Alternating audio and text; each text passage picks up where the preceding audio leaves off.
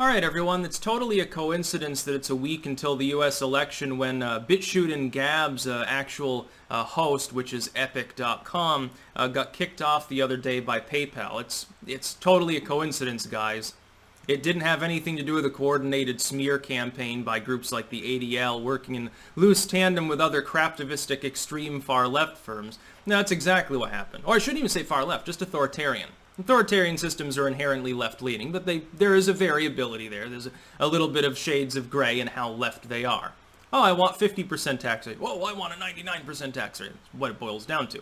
Epik has done nothing wrong. The idea that they host sites that have edgy content, and this provides financial risk to PayPal. This is basically PayPal's way of saying, well, people complained and threatened to go after to try to get companies to cut us loose. But when you have a monopolistic system, which PayPal more or less has, is there really a financial risk by pissing people off? No, not really. Considering the laundry list of mega sites that use PayPal at least in part and sometimes exclusively, they don't have any problems. The idea that there's a financial risk in, for instance, having a site that subhosts BitChute. BitChute is a free speech site. There is edgy material on it. There's also edgy material on Google services like YouTube, some of which, by the way, is not outside of TOS. There's even more edgy material on Twitter. Twitter openly allows hardcore pornography. BitChute doesn't allow that. Twitter allows all sorts of weird shit. Dude, have you ever tried to report something legitimately infringing Twitter's TOS? The TOS are a joke. The only time that people get banned on Twitter is if the SPLC harasses them by email enough and complains about a person being too problematic, or if the person posts material from the wrong news site. If it's their own commentary, dude, people insult one another. They say racial slurs and gay slurs are all over the site and everything else under the sun. Twitter doesn't give a fucking shit. Is PayPal going to say, well, we're no longer going to platform anyone that's working with Twitter? Because apparently, you can't argue that Epik itself has done anything wrong. Essentially, I guess PayPal's idea was, well, they're platforming problematic third parties. Well, certainly, there's a whole lot of problematic third parties that are enabled by Twitter. PayPal doesn't have a problem with the situation. I'm sure they're still willing to handle transactions for Jack Dorsey.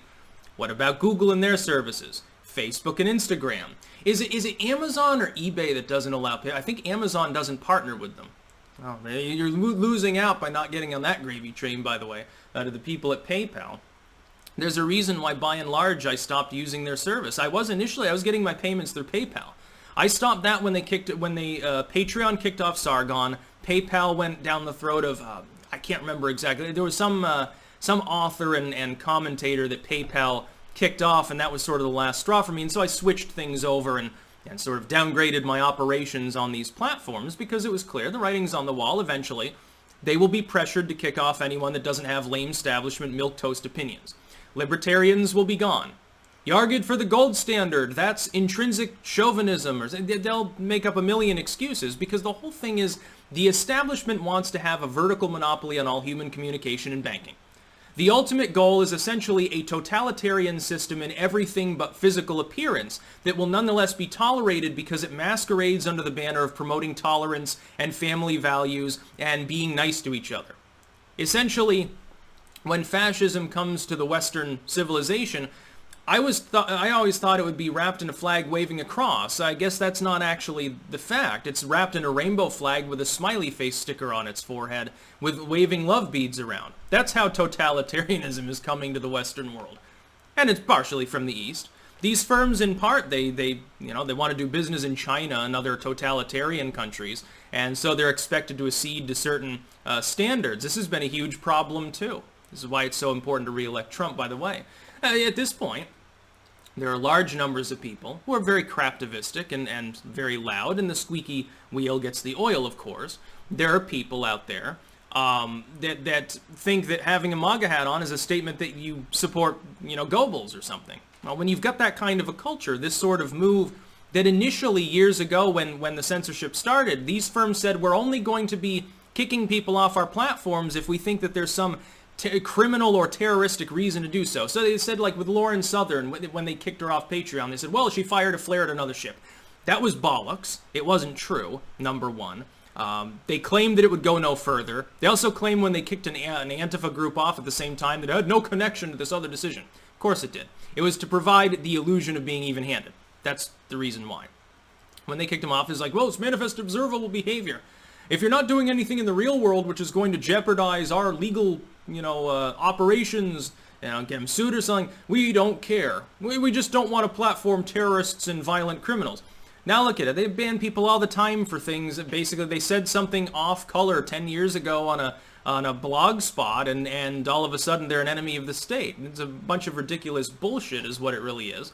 It's a creeping propagandistic system that's becoming more and more like China's social credit score system. It's getting worse. It needs to be addressed by Congress. What do they do? What are the weak, spineless, pathetic, conservative Republicans in the Senate? What do? They spike it until after the election. Well, we don't need to talk to Dorsey and Zuckerberg now. We'll wait until the late November era. We'll wait until the lame duck session.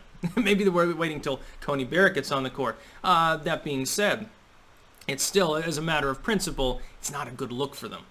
Oh, we love free speech, but not that much free speech. Just don't call me a racist. Oh my God, a hit piece was written about me. Quick, damage control, damage control. I promise, I gave $100,000 to the ADL the other day. See how wonderful I am. Basically, it can be a shakedown, too, for fiscal reasons. The idea, this is editorializing the internet, though. PayPal has no legitimate concern in a legal or other sense.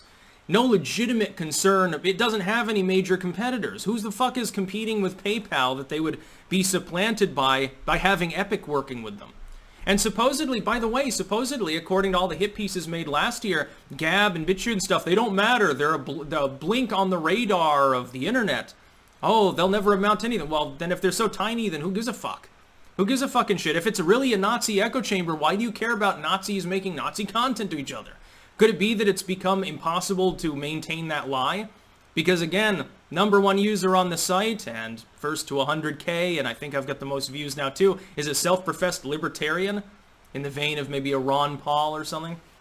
I remember when they tried to say that Ron Paul was racist, because one of his campaign aides had, in an unofficial capacity, printed out a bunch of unofficial flyers that said some random dubious shit, and he had to disavow that, but they still thought that he was being Hitler.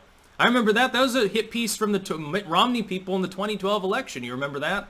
Probably not. This has happened before. It's been happening for a long time. Ultimately, though, we'll overcome. You don't need PayPal for anything. There's no purpose to having a PayPal. Unless someone else is very stubborn and refuses to take payment any other way, by the way. That's about all. Peace out.